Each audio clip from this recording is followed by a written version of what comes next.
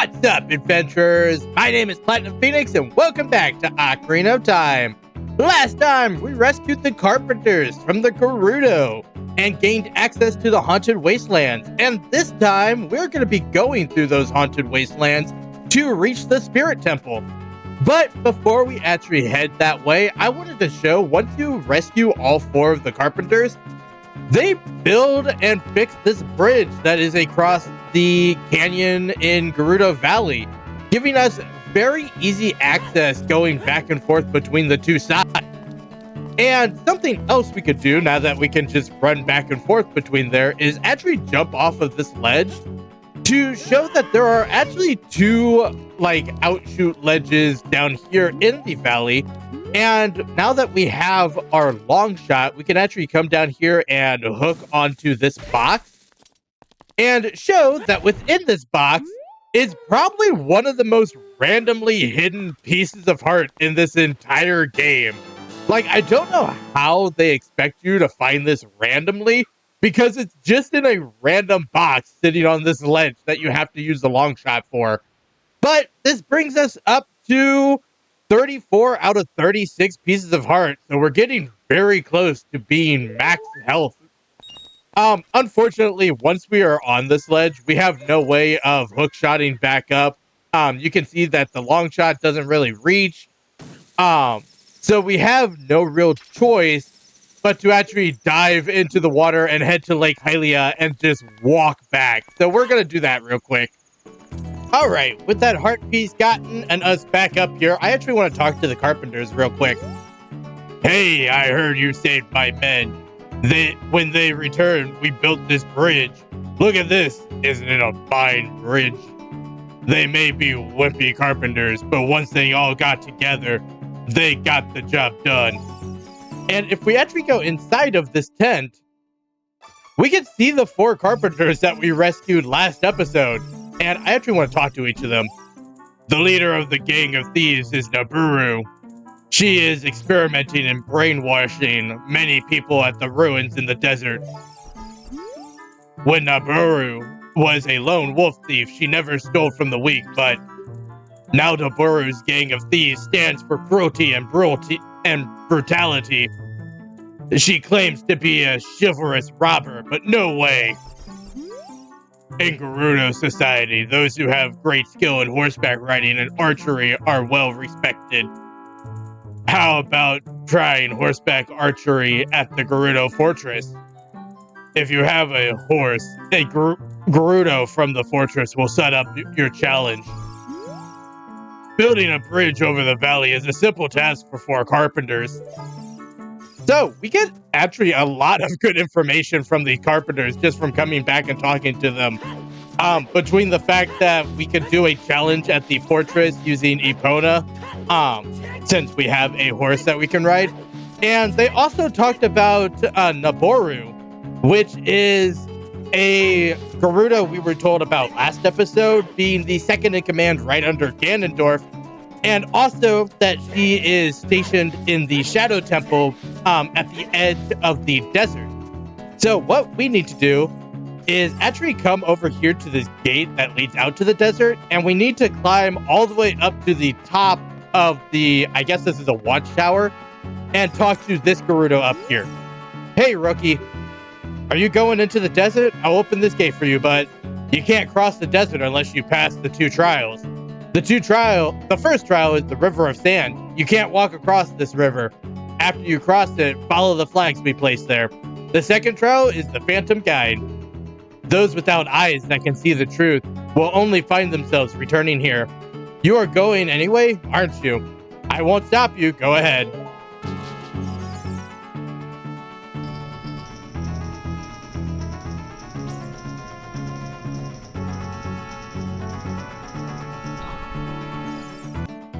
And with that, if we can get down this ladder, we now have access to the Haunted Wasteland, or the Haunted Desert. I forget which is it. Haunted Wasteland. If you chase a mirage, the desert will swallow you. Only one path is true. And we just need to enter. So, I have a story about the Haunted Wasteland, because I have something called agnosiophobia, which is basically the fear of the unknown. And when I first played this game,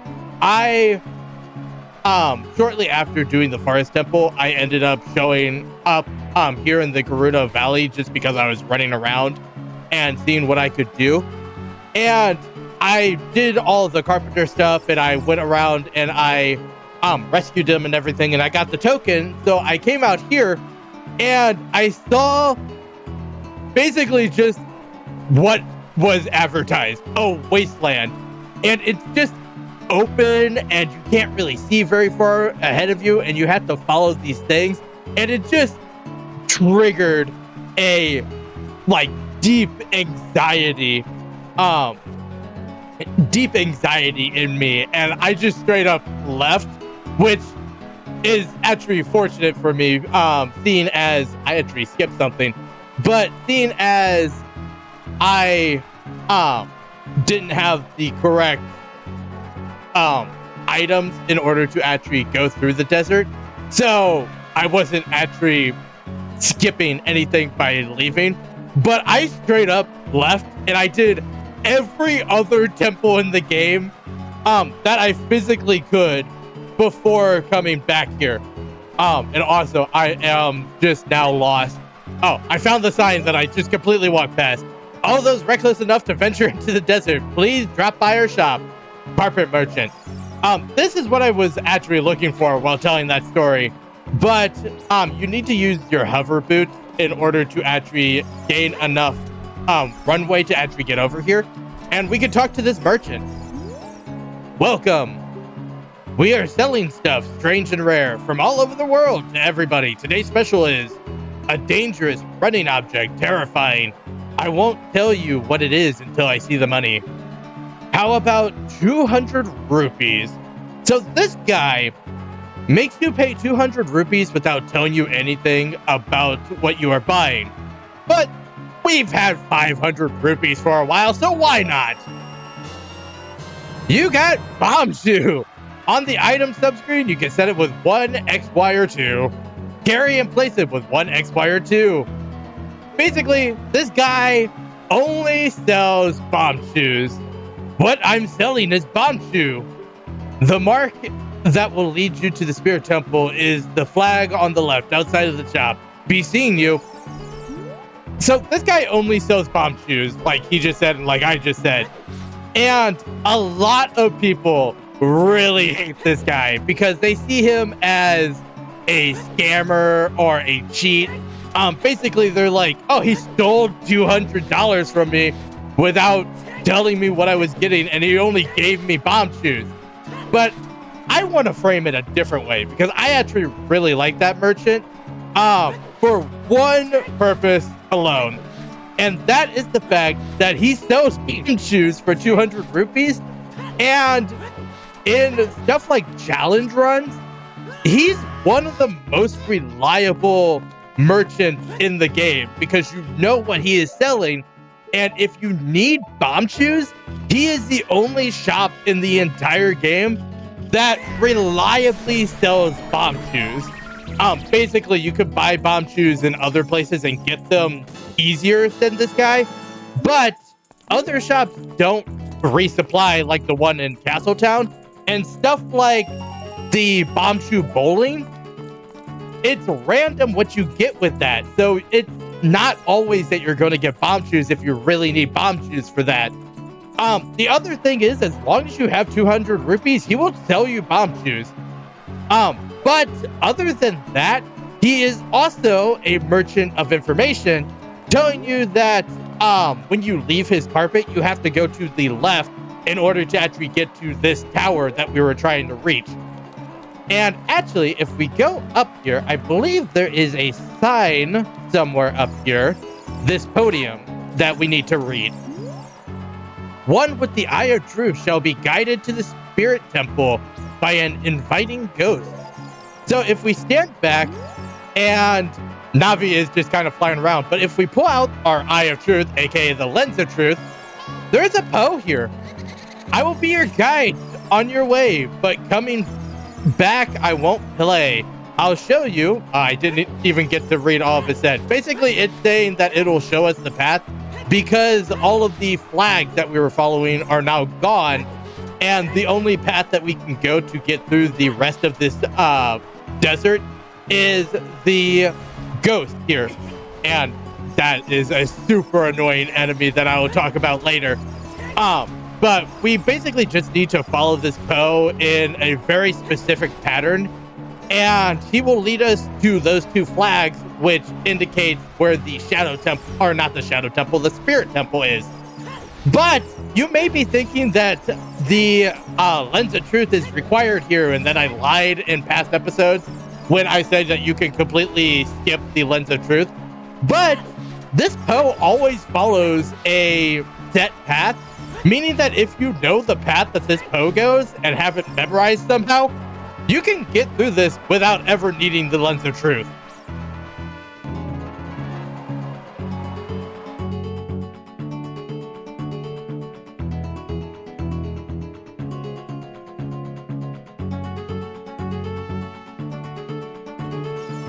Welcome to the Desert Colossus, aka the Spirit Temple. First up, I actually want to head over to these two trees to show that there is a bombable surface here.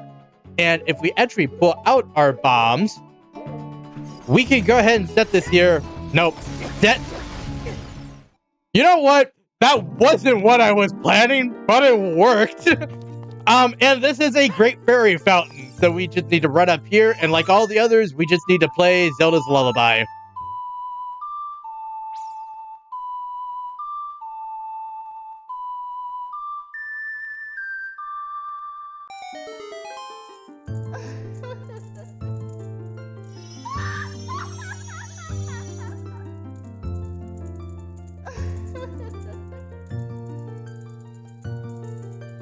Welcome, Link.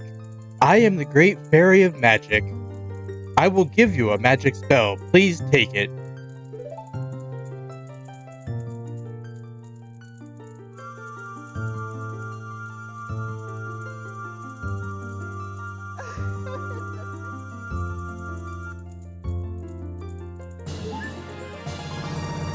You got Neighbor's Love. Cast this to create a powerful protective barrier.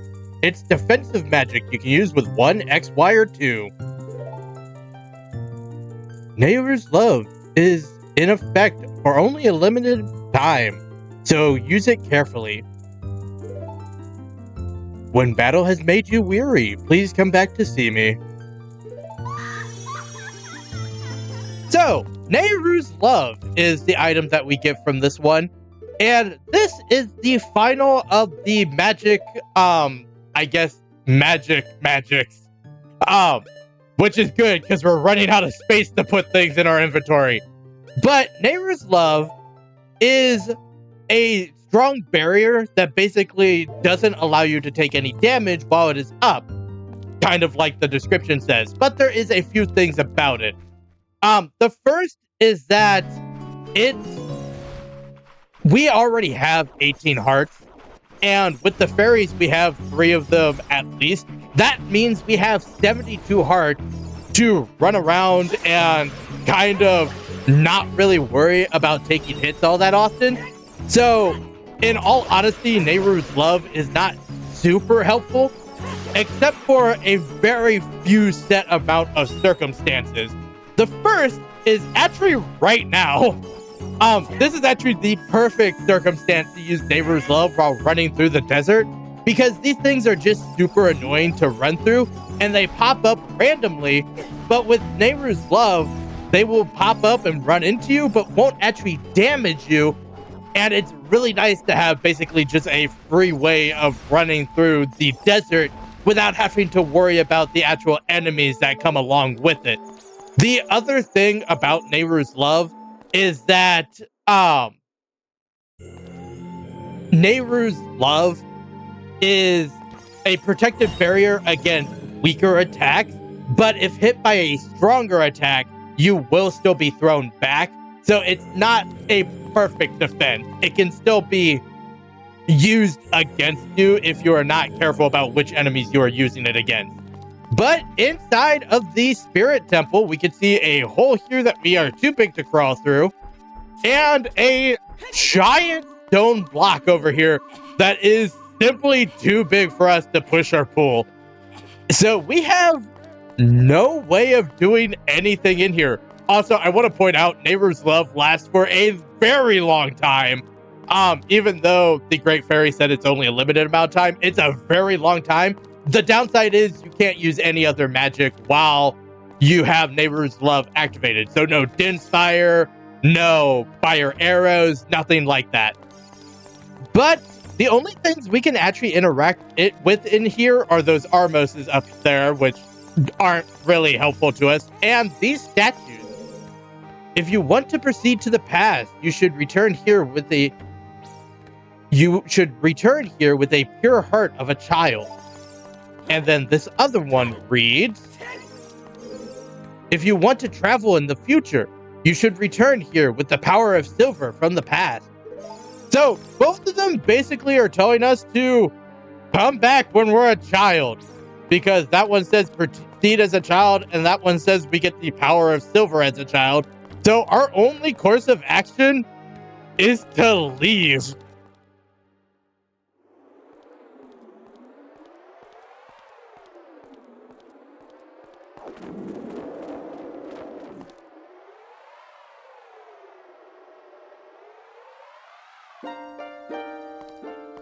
Past, present, future. The Master Sword is a ship with which you can sail upstream and downstream through Time's River. The port for that ship is the Temple of Time. To restore the Desert Colossus and enter the Spirit Temple, you must travel back through time's flow. Listen to this requiem of spirit. This melody will lead a child back to the desert.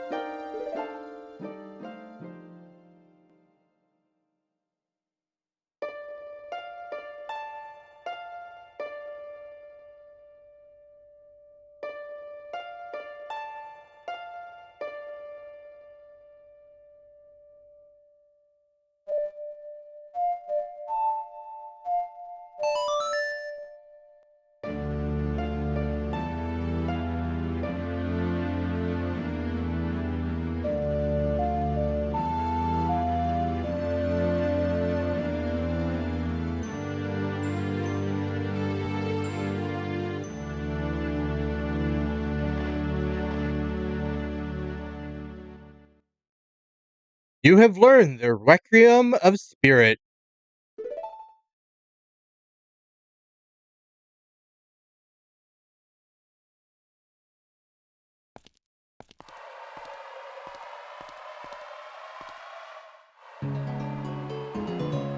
Okay, a couple of things. One, that cutscene is the first time we've seen the owl as adult Link, and is, in fact, I believe the only time we see the owl as adult Link, and it's really cool. It's at the temple that forces you to become a child to actually attempt it. Because the owl is, of course, the guide of child Link. But other than that, I think we're gonna end the episode here. I know this is another short episode, but next episode, we are going to be taking on the Spirit Temple as a child. So I think we should end here before biting off more than we can chew, per se. So I hope that everyone enjoyed watching. If you did, make sure to like, comment, and subscribe to the channel. Next time, we take on the Spirit Temple. But until then, happy adventuring.